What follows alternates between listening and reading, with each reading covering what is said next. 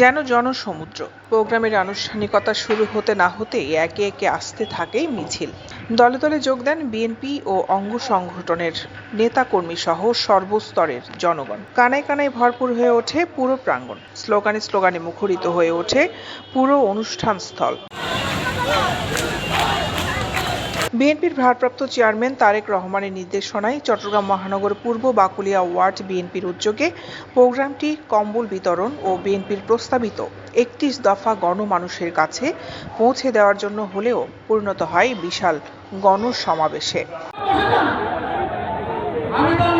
৩১ জানুয়ারি শুক্রবার বিকেলে নগরীর কালামিয়া বাজারে গরিব অসহায় শীতার্ত মানুষের মাঝে শীত বস্ত্র বিতরণের অনুষ্ঠানের দৃশ্যটি এমনই।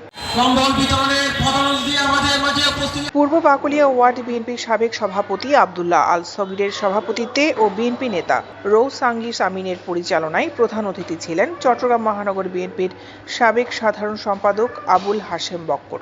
উপস্থিত ছিলেন মহানগর বিএনপির সাবেক সহ সাধারণ সম্পাদক ইয়াসিন চৌধুরী আসু, সহ ছাত্র বিষয়ক সম্পাদক ইউনুস চৌধুরী হাকিম, ওয়ার্ড বিএনপির সাবেক সভাপতি হাজী নবাব খান, বিএনপি নেতা সোলাইমান সর্দার, কামরুল ইসলাম, মহানগর যুবদলের সাবেক সহসভাপতি মোহাম্মদ ইলিয়াস, নাসিম চৌধুরী, সাবেক সাংগঠনিক সম্পাদক এমদাদুল হক বাদশা, বিএনপি নেতা মোহাম্মদ সেলিম, বাকুলিয়া থানা যুবদলের সাবেক আহ্বায়ক ইসমাইল হোসেন লেদু, সদস্য সচিব হাজী মোহাম্মদ মুসা, মহানগর যুবদল নেতা আজিজুল হক মাসুম, মোহাম্মদ হাসান, আমিনুল্লাহ, যুবদল নেতা আব্দুল্লাহ আল নোমান, কুতুবুদ্দিন রাজু, মোহাম্মদ ইউনুস, মহিউদ্দিন রনি, মোহাম্মদ টিপু, মোহাম্মদ ফরিদ সহ আরও অনেকেই।